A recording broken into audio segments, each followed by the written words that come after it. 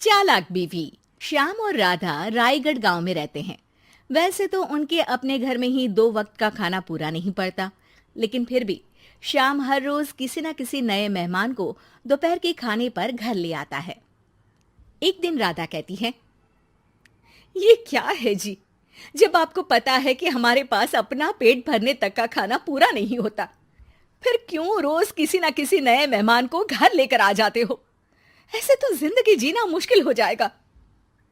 मेहमानों को खिलाना पुण्य का काम होता है, इससे भगवान खुश होते हैं। तुम क्यों उसके बीच में आकर पाप की भागीदारी बन रही हो? दोबारा मेरे सामने ऐसी बात मत करना, समझी? इसी तरह राधा बहुत बार श्याम को समझाने की कोशिश करती है, पर वो हर बार एक ही बात बोलकर उसे चुप करा देता है। इन्हें समझाना तो बेकार है।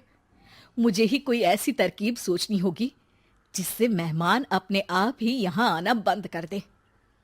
राधा तरकीब सोचने में लग जाती है और इसी तरह कुछ दिन बीत जाते हैं। एक सुबह श्याम बिना कुछ बताए जल्दी घर से निकल जाता है और राधा अपने काम में लग जाती है। कुछ घंटों बाद श्याम अपने एक दोस्त के साथ घर वापस आता है। सुनो राधा, आज दोपहर के लिए 3 मेहमानों का खाना बनाकर रखना, और याद रखना उनकी खातिर में कोई कमी ना हो। श्याम की बात पर राधा हैरानी से उसकी तरफ देखने लगती है, लेकिन दोस्त के साथ होने की वजह से कुछ बोल नहीं पाती।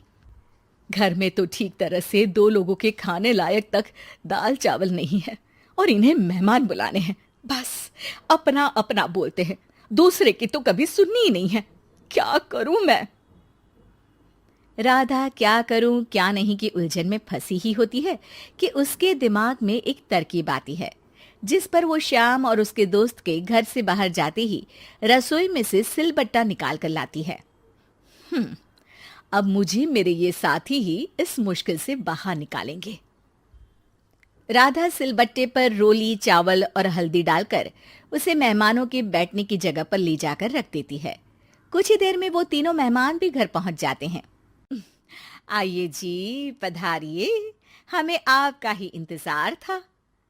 जी शुक्रिया। श्याम भाई कहाँ हैं?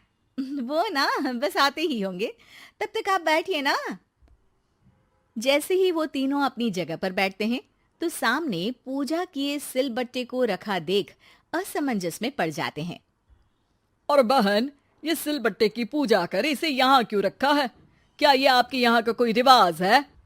अरे नहीं नहीं, वो तो मेरे पति की मन्नत है, इसलिए पूजा की है। हैं? सिलबट्टे पर कैसी मन्नत? मेरे पति ने मन्नत ली है कि वो अपने मेहमानों को खाना परोसने से पहले इस सिलबट्टे से 3 बार उनके सिर पर मारेंगे। राधा की ये बात सुन तीनों मेहमानों के चेहरों की हवाइयां उड़ जाती है, जिसे देख राधा मन ही मन हंसती हुई उन्हें दिलासा देते हुए कहती है, अरे आप लोग फिक्र मत कीजिए, ज्यादा तेज नहीं मारेंगे, बस 3 बार जरा सी थपकी। और ये सुनते ही तीनों मेहमान डर से कांपते हुए तुरंत अपनी जगह से उठ खड़े होते हैं। अरे अरे, आप सब उठ क्यों गए? मेरे पति बस आते ही होंगे, फिर सब साथ में खाना खाइएगा। अरे जी नहीं, हमें कुछ नहीं खाना। ये कहकर तीनों मेहमान बिना एक पल की और देरी किए घर से बाहर भाग जाते हैं, जिन्हें जाते हुए घर के अंदर आता श्याम देख लेता है। अरे वाह राधा, उन तीनों मेहमानों ने तो बड़ी जल्दी खाना खा लिया। नहीं ना, बिना खाए ही चले गए। अरे वो क्यों? क्योंकि वो खाने से पहले मुझसे ये सिलबट्टा मांग रहे थे, तो मैंने बोल दिया कि मेरी माँ ने दिया है, मैं नहीं दे सकती। बस फिर वैसे ही चले गए। राधा की बात सुन श्याम गुस्से से लाल होकर उस पर चिल्लाने लगता है। तुम पागल हो क्या? मेहमान को नाराज कर दिया। मेहमान जो मांगे उन्हें वो देना हमारा फर्ज है। इतनी सी बात तुम्हें कब समझ में आएगी?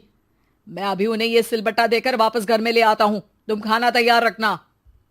अब श्याम सिलबट्टा उठाए घर से बाहर निकल जाता है और मेहमानों को ढूंढना शुरू कर देता है, जो उसे पास में ही एक पेड़ के नीचे बैठे दिखते हैं।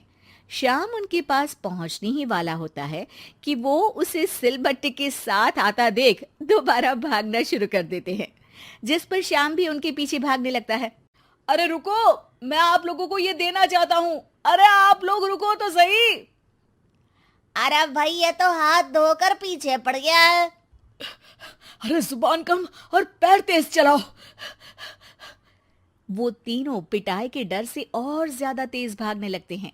इसी तरह तीनों मेहमान आगे आगे और श्याम सिलबट्टे के साथ उनके पीछे पीछे पूरे गांव में घूमते हैं, जिससे धीरे धीरे गांव में ये खबर फैल जाती है कि श्याम दयालु और उदार इंसान तो है, लेकिन अब से वो किसी की भी मेहमान नवाजी से पहले सिलबट्टे से 3 बार उसके सिर पर मारेगा, जिसके प्रभाव से अब लोग उसके घर खाने पर आना बंद कर देते हैं। मैं तो उन्हें सिलबट्टा देने जा रहा था और लोगों को लगा कि मैं मार रहा हूं। कितना बड़ा बेवकूफ हूं। अब मेरी ही वजह से कोई यहां खाने पर आने के लिए तैयार नहीं है। इस तरह राधा अपनी होशियारी और सिलबट्टे की मदद से श्याम के मेहमानों वाली आदत से छुटकारा भी पा लेती है और घर की शांति भी भंग नहीं होती।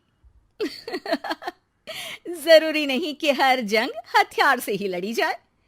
कुछ के लिए सिर्फ दिमागी चाल ही काफी होती है, और अगर शांति के साथ अच्छे से दिमाग लगाकर सोचा जाए तो मुश्किल से मुश्किल समस्या का समाधान मिल ही जाता है।